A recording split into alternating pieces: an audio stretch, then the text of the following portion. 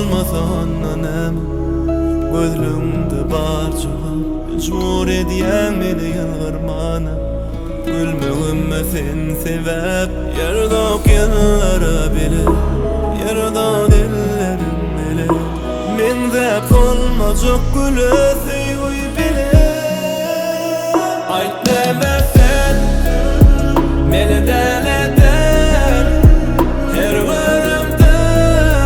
söyleyen tanıdan ayt demesen men deleden yazalım biz sen söyledin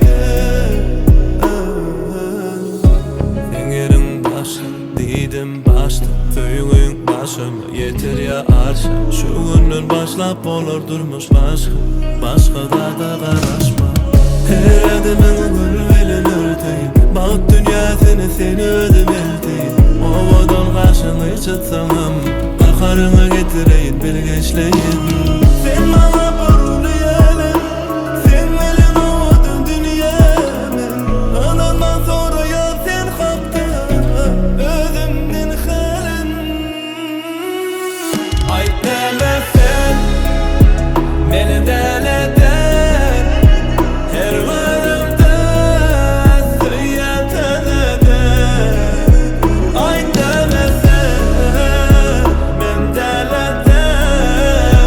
yazalım biz sen söyledin